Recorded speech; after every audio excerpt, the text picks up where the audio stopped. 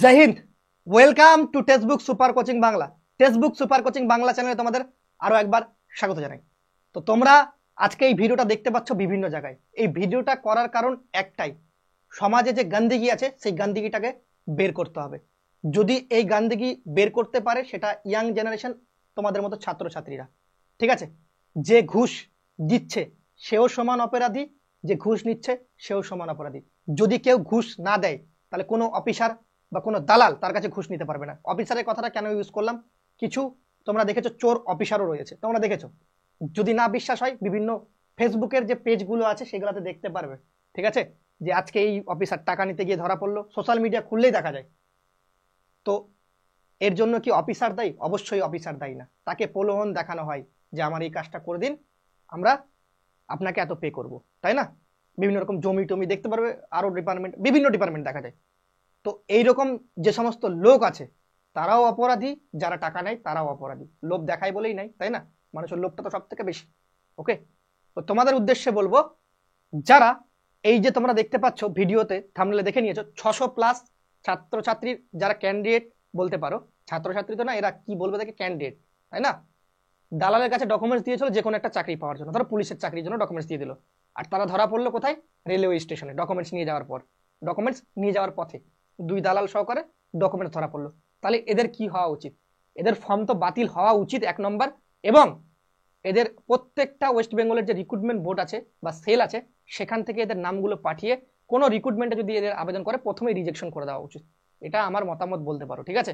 কারণ এইরকম কারেক্টেড যদি ছাত্রছাত্রী, মানে কি বলবো আর, এরা যদি না থাকে আশা করি সমাজটা অনেকটা পরিষ্কার হয়ে যাবে, ঠিক আছে। এরা না থাকাই ভালো, কারণ এদের জন্যই যখন একটা 600টা ডকুমেন্টস, বুঝতেই পারছো কত টাকা উঠবে। যদি 8 লাখ 10 লাখ করেও নেওয়া হয়, তোমরা একটা হিসাব করে নাও, টিভি খুললে 10 লাখ 15 লাখ, আমরা ধরলাম 5 লাখ 6 লাখ 7 লাখ 8 লাখ, একটা ক্যালকুলেশন লাগিয়ে নাও।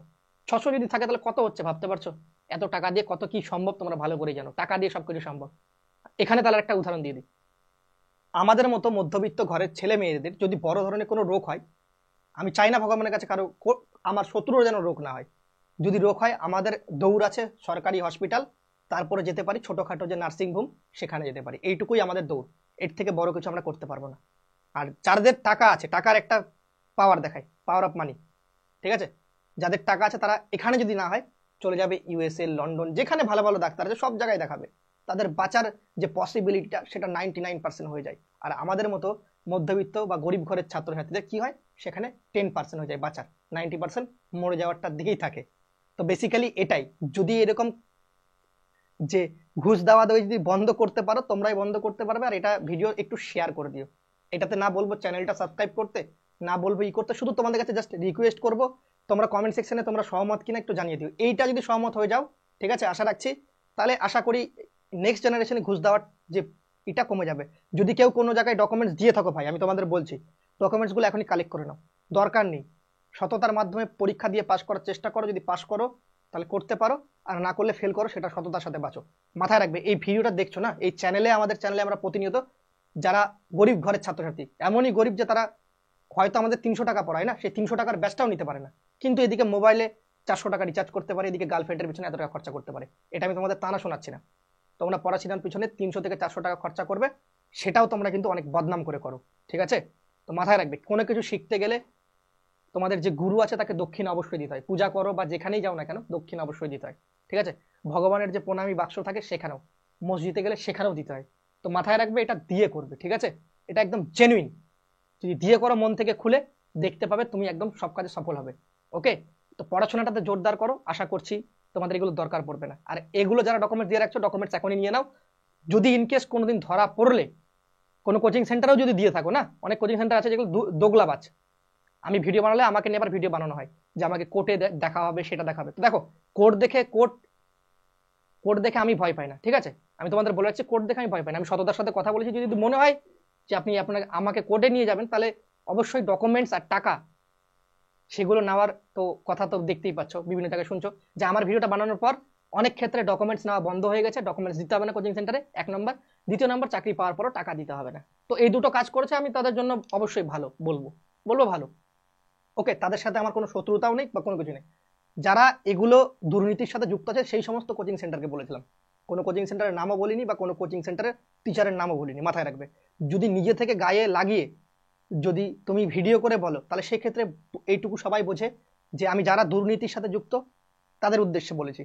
যদি তুমি দুর্নীতির সাথে যুক্ত না থাকো তাহলে তোমার কোনো গায়ে লাগার কোনো কথা নেই, ঠিক আছে। আর যে সমস্ত শিক্ষক বা শিক্ষিকা যারা ডকুমেন্টস রেখে নিজের রক্ত জল করে দিনরাত পরিশ্রম করে কোচিং সেন্টারে পড়ায়, তাদের যে প্রাপ্য পাওনা রয়েছে, ধরো চাকরির পর 30,000 35,000 কেউ নিতে পারে তাদের কোচিং অনুদানের জন্য, তারা নিতে পারে, ঠিক আছে। সেটা তো আমি কখনো বলছি না যে এটা ইললিগাল প্রসেস, ওকে। তারা রক্ত জল করে দিনরাত পড়াচ্ছে, নিতে পারে, তাদের এটা দাবি থাকতে পারে। কিন্তু আমি সেই সমস্ত কোচিং সেন্টারকে বলেছিলাম যারা চাকরির আগে প্রশ্নপত্র দিয়ে দেবো এরকম কিছু ভায়োলেট কথাবার্তা ইউজ করেছিল, তাদের উদ্দেশ্যে বলছিলাম। তো তাদের উদ্দেশ্যে বলার পর আমাকে ভিডিও করে বলা হয়েছে যে কোর্ট কেসে নিয়ে যাবে, ঠিক আছে। আমি কিন্তু কিছুই বলিনি, তোমরা ভিডিওগুলো দেখতে পারো। আমি বলছিলাম সেই সমস্ত দালাল বা সেই সমস্ত শিক্ষক হতে পারে না, শিক্ষক রূপী ওগুলো পিশাচ, যারা মেধাবীর চাকরি, যারা মেধাবী মানে যারা মেধা ভিত্তিতে চাকরি পায়, তাদের যদি চাকরি কেড়ে নেয় তাদেরকে বলবো পিশাচ শিক্ষক, তাই না। তো তাদের উদ্দেশ্যে বলেছিলাম। তারা যদি আমাকে খারাপ ভাবে তাহলে আমার কিছু করার নেই। দুর্নীতিবাদ যদি তুমি খারাপ ভাবো তাতে আমার কোনো যায় আসে না, কিছু করতে পারবে না, আমার এটুকু বলে রাখলাম তোমাকে ভিডিওতে, ওকে। আর আমি দুর্নীতি সম্পর্কে কথা বলবো যদি তোমরা সাপোর্ট করো তাহলে। আর যদি আমি তোমাদের বলে দিই, কালকে আমাকে সিআইডি ডিপার্টমেন্ট থেকেও কল করা হয়েছিল রাতের বেলা প্রায় 9টার সময়। আমাকে বলেছিল যে দাদা আপনার কাছে কোনো লিড থাকলে এরকম দুর্নীতিবাজ, আপনারা ইউটিউব করেন, সোশ্যাল মিডিয়ার সাথে যুক্ত আছে, তাহলে আপনারা আমাকে নাম্বারটা দেবেন, ঠিক আছে। কোন সেকশন থেকে কল করা ছিল সেটা তোমাদের বলে দিই, কলকাতার আশেপাশে থেকে। যদি এরকম কোনো ভিডিও যদি দেখি কেউ ধমকে দিচ্ছে কোর্টে নিয়ে যাবো, এটা নিয়ে যাবো, আমি দুর্নীতি যারা আছে তাদের সাথে বলেছি, সেই সমস্ত ভিডিও আমি স্যারকে দেবো। এবং আমার যে এই ভিডিওগুলো যেটা আমি করেছিলাম আন্দোলনের আগে, সেই ভিডিওটাও দেবো। এবার বলবো স্যার এই সমস্ত ভিডিও গায়ে লাগার মানে কি, আপনারা একটু তদন্ত করে দেখুন, ঠিক আছে। তো আমি কারো নাম ধরেও বলিনি, কোনো কোচিং সেন্টারের নাম ধরেও বলিনি, আমি কিছু এক্স্যাক্টলি যে ডাটাগুলো আছে মানে জায়গাগুলো, সেই জায়গাগুলো বলেছিলাম, যে জায়গাগুলো থেকে ছাত্ররা কল করে আমাদেরকে বলছিল স্যার এরকম একটা হওয়ার একটা সম্ভাবনা বা ছক কষা হচ্ছে একটা বড় ধরনের পয়সার। তো এই পয়সা যদি ছাত্রছাত্রীরা না দেয় তাহলে এদের ক্ষমতাও নেই যে এই সংখ্যক দুর্নীতি বা প্রশ্ন আউট করতে পারবে। পয়সা দিয়ে সবকিছু হয় না। যদি পয়সাই না দেয় ছাত্রছাত্রী তাহলে কোথা থেকে নিয়ে আসবে, নিয়ে আসুক দম থাকলে ওদের, ঠিক আছে, পারবে না। তো এইরকমই বলছি, যারা এরকম দুর্নীতির সাথে যুক্ত, যদি কোনো কোচিং সেন্টার ডকুমেন্টস দিয়ে রাখো এগুলোর জন্য, যদি কোচিং সেন্টার কোনোদিন ধরা পড়ে তো তোমার চাকরিটাও যাবে, তোমার যে ফর্ম ফিল আপ আর করতে পারবে না, সবকিছু ব্যান্ড করে দেওয়া হবে, ঠিক আছে। এটুকু বলে রাখলাম, যদি কোর্ট কেসে যায় তাহলে এটা আমরা আবেদন করে ব্যান্ড করাবোই তোমাদের, ঠিক আছে। তো তোমাদের আমি একটাই বললাম, তোমাদের এই ভিডিওতে সাপোর্ট চাই ভাই, যদি ভাই বোনেরা সাপোর্ট করো তাহলে নেক্সট টাইমে রিজুদা তোমাদের দুর্নীতি নিয়ে কথা বলবে। আর যদি না করো সাপোর্ট তাহলে আমাদের আর কিছু করার নেই এখানে, ঠিক আছে। কারণ তোমাদের সাপোর্টেই আমাদের সমস্ত কিছু চলে। তোমরা সাপোর্ট না করলে বুঝে যাবে, যদি এখানে কেউ খারাপ কমেন্ট করে তার মানে বুঝে যাবে এটা কোনো যদি মেধা ছাত্র ছাত্রী দেখে থাকে, আশা করি ওর কোনো মাইন্ডে লাগার মতো কোনো কথা নেই।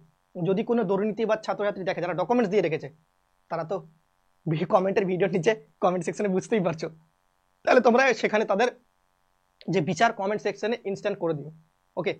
ভদ্রতার সাথে, কোনো খারাপ ল্যাঙ্গুয়েজের সাথে না, ওকে। সবাই ভালো থেকো, সুস্থ থেকো। আমরা চেষ্টা করবো তোমাদের এই রকম দুর্নীতি যেন না হয় সেটা বন্ধ করার। এটা তো তোমাদের সাপোর্ট দরকার, যদি সাপোর্ট না করো তাহলে আর কিছু বলার নেই। তো তোমাদের বলবো ভিডিওটা প্রচুর পরিমাণে শেয়ার করে দিও, আর ভিডিওটা দেখার পর তোমাদের যে মতামত সেটা কমেন্ট সেকশনে জানিয়ে দিও। সবাই ভালো থেকো, সুস্থ থেকো। জয় হিন্দ, জয় ভারত, বন্দে মাতরম। Love you guys, by.